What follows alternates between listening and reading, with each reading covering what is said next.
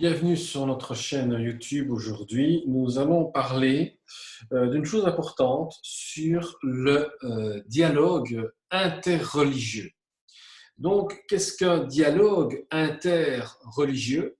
C'est une chose que nous devons éviter, c'est de tomber dans l'œcuménisme, donc ce qui veut dire que nous devons que toutes les religions se rassemblent pour ce qu'on appelle euh, adorer un Dieu qui n'est pas le vrai Dieu, Yahvé, hein, le Dieu créateur. Donc, nous rentrons dans un danger permanent de l'Église. Donc ici, c'est un message que je vous fais vraiment très important parce que l'Église en elle-même est en danger permanent par rapport à l'œcuménisme. Et nous allons voir comment avoir des dialogues interreligieux et faire attention à certains dialogues interreligieux pour ne pas que les religions se mélangent et que l'on fasse oublier que le Christ lui-même a donné sa vie pour l'Église et que nous avons établi une alliance avec le Christ. Donc, nous ne devons pas nous soumettre à une autorité d'homme, mais nous devons nous soumettre à une autorité du Seigneur Jésus-Christ. Donc, quand on lit par exemple Jean chapitre 16, à partir du verset 1, je vous ai dit cela afin que vous ne trébuchiez pas. On vous exclura des synagogues et même l'heure vient où tous ceux qui vous feront mourir croiront offrir un culte à Dieu. Ils agiront ainsi parce qu'ils n'ont connu ni moi ni le Père. Je vous ai dit cela afin que l'heure venue, vous vous souveniez que je voulais annoncer. Je vous en ai parlé dès le début parce que j'étais avec vous. Maintenant, je m'en vais vers celui qui m'a envoyé. Et aucun de vous me demande où vas-tu. Mais parce que je vous ai parlé ainsi, la tristesse a rempli votre cœur. Cependant, je vous le dis en vérité, il vaut mieux pour vous que je m'en aille. En effet, si je ne m'en vais pas, le défenseur ne viendra pas vers vous. Mais si je m'en vais, je vous l'enverrai. Et quand il sera venu, il convaincra le monde en ce qui concerne le péché, la justice et le jugement, en ce qui concerne le péché parce qu'il ne croit pas en moi, et la justice parce que je vais auprès de mon Père et que vous ne me verrez plus, et le jugement parce que le prince de ce monde est jugé. Donc, le Christ déjà lui-même nous a fait un message important que notre cœur est évidemment vide et troublé et triste pour cause que nous sommes en manque de présence de Dieu. Nous avons un manque de présence du Saint-Esprit en nous. Et alors, qu'est-ce qui se passe? Il se passe que maintenant, vu les confinements qui s'est passé, les églises se sont fermées, les chrétiens se refroidissent un petit peu. Et quand on va vous parler de compromis religieux, certains sont capables de se soumettre à une chose que Dieu ne veut pas. C'est l'idolâtrie. Donc, plusieurs tendances lourdes de notre modernité tardive poussent les chrétiens au dialogue avec les fidèles d'autres religions. Donc, on pense que faire un dialogue avec d'autres religions va être une chose possible. Donc, ce qui veut dire que la mondialisation multiplie les échanges et s'accompagne de migrations massives, telles que les grandes agglomérations et jusqu'à des troupes nombreux pratiquant les cultes les plus divers. Donc, ce qui veut dire qu'à un moment donné, nous allons rentrer dans un système œcuménique. Hein. Donc, nous serons soumis, évidemment, à la papauté, donc au pape, qui lui sera le chef de l'Église, se fera passer pour le Christ étant le chef de l'Église et qui ne l'est pas, parce que le seul chef de l'Église, c'est le Christ. Mais ici, on se rend compte que l'Église rentre tout doucement dans l'œcuménisme Et l'œcuménisme a incliné les esprits à la reconnaissance de l'autre. Donc, ce qui veut dire que chaque Église se dit, nous allons nous reconnaître chacune par rapport à nos rituels, par rapport à nos travaux, par rapport à notre idéologie, par rapport à notre théologie, par rapport à tant de choses. Ils vont faire un dialogue interne. Donc, ils vont faire un christianisme interconfessionnel. Ce qui veut dire qu'il va y avoir un dialogue interreligieux. Donc, il y aura un conseil œcuménique et les églises vont jouer le rôle moteur. Donc, ce qui veut dire le protestant se mettra avec le catholique, ainsi l'orthodoxe se mettra dans le système, l'islam, le judaïsme, l'hindouisme, et seront tous ensemble avec leurs pensées, avec leur idéologie, leur idée à eux, et ensuite nous serons guidés évidemment par le Vatican qui fera son ordre mondial dans la nouvelle religion mondiale. C'est pour ça que le Christ a dit qu'il nous enverra le Saint-Esprit pour que nous puissions comprendre à faire attention à ne pas se laisser soumettre à d'autres doctrines qui ne sont pas celles que nous avons reçues de Jésus-Christ. Donc, faisons attention à ça, parce qu'il va y avoir, à un moment donné, dans ce conseil œcuménique, une évolution des mentalités modernes post, qu'on appelle ça. C'est-à-dire que ça va être une valorisation de l'ouverture et de la tolérance, comme sa relativation de tous les dogmes va dans le même sens. Donc, le succès de la mission déplacer le centre de gravité du christianisme, en tout cas évangélique, dans les pays où d'autres religions sont traditionnelles, les rapports souvent difficiles rendent urgent qu'on dialogue enfin. Donc, ce qui veut dire ici, on va revoir toutes les doctrines reçues de Dieu et on va en faire une seule, unique religion. Donc, imaginez-vous que le Christ a dit que votre cœur va être triste parce que beaucoup ne voudront plus croire à Jésus-Christ qui a donné sa vie pour nous et vont s'attacher à de fausses doctrines. Donc, ils vont se mettre à des fausses doctrines. Donc, pour éclairer le sens de la condition du dialogue, du point de vue de la théologie pratique, ils veulent refaire une orientation évangélique. Donc, ils veulent changer l'évangile, ils veulent transformer l'évangile en bougeant le Christ. Et si on bouge le Christ, nous perdons le Saint-Esprit et c'est une église qui deviendra charnelle. Ce n'est plus une église qui devient spirituelle. C'est là le grand danger de l'œcuménisme. Donc, il convient de mieux définir ce qu'on appelle le dialogue et attention à la théologie des religions qui peuvent servir de guide avec des bases bibliques. Parce que l'œcuménisme va se servir de la théologie avec des idées constructives, religieuses et aussi de rituels. Donc en fait, ce ne sera plus des cultes de prière comme on a pour l'instant, où on prie et le Saint-Esprit agit. Ce seront des cultes de prière adressés à un faux Dieu dont on pense qu'on prie le vrai Dieu, mais ce n'est pas le vrai Dieu. On peut risquer de tomber dans un piège énorme parce que attention, que si on s'engage dans ce dialogue interreligieux, le mot porte une charge plus forte que dans son usage ordinaire.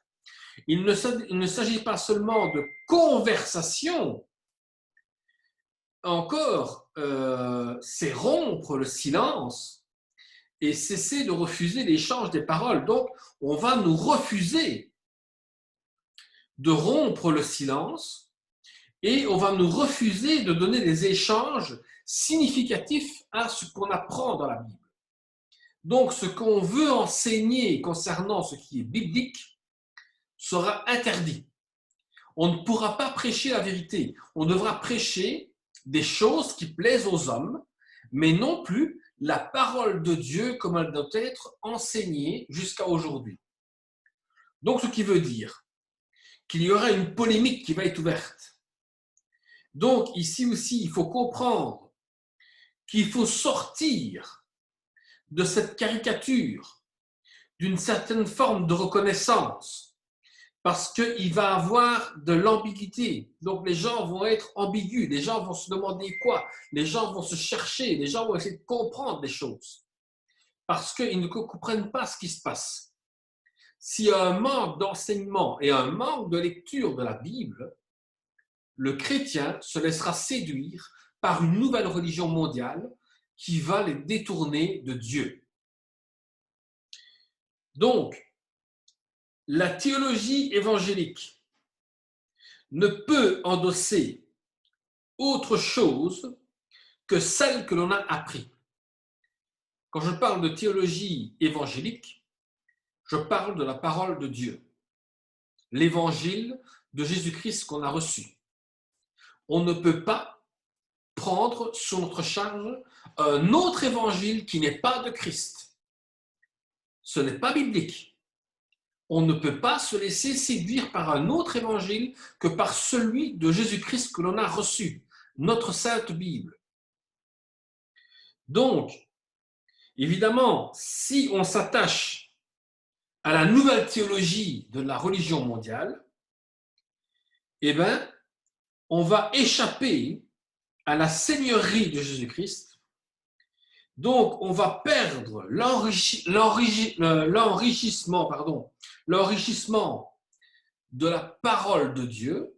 On va perdre l'enrichissement de Christ.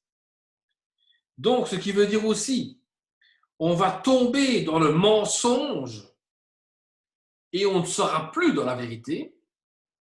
Donc, il va y avoir une ouverture de dialogue. Et cette ouverture de dialogue théologique de la religion mondiale sera un espoir, vous faire croire qu'il y a un espoir dans quelque chose qui n'existe pas.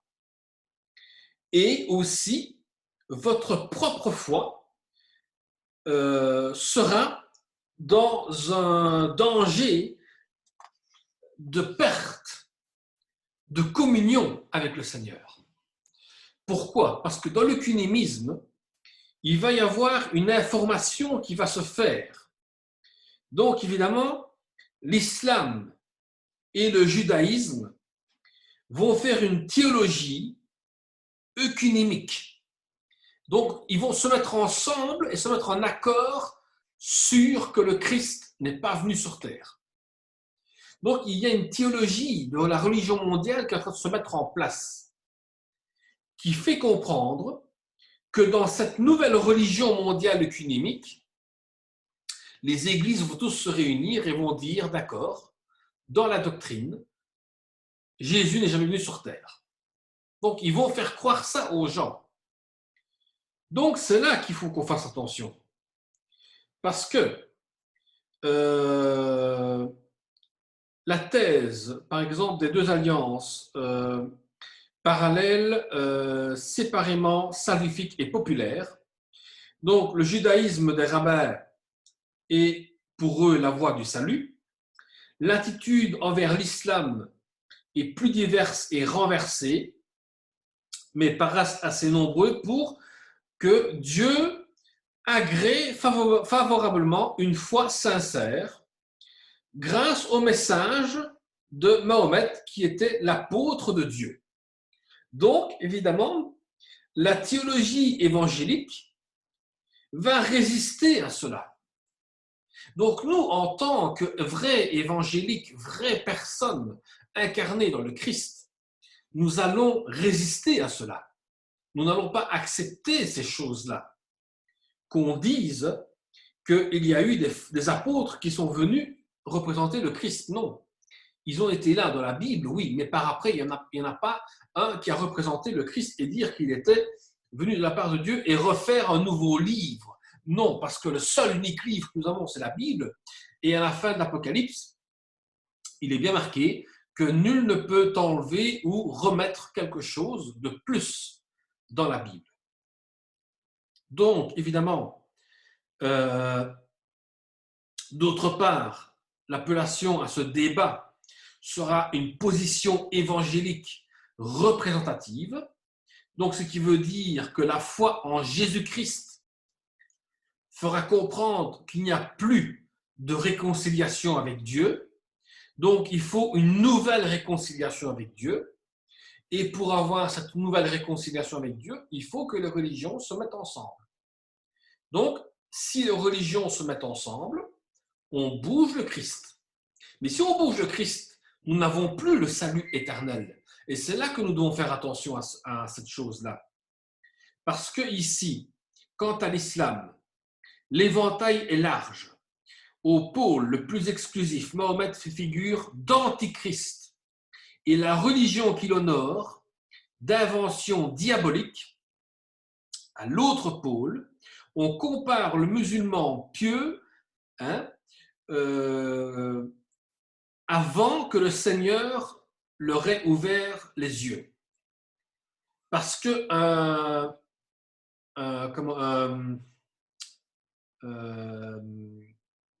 un musulman, voilà, je cherche le mot, désolé. Donc, un musulman qui rencontre le Christ a ses yeux qui vont s'ouvrir. Et quand ses yeux vont s'ouvrir, le Saint-Esprit va lui parler. Et il va lui faire comprendre qu'il doit chercher la face de Christ. Parce que l'islam parle du Christ. L'islam parle de toutes ces choses. Mais nous ne devons pas, il est hors de question de reconnaître Mahomet comme le sceau des prophètes et celui qui accomplit la promesse du Paraklétos.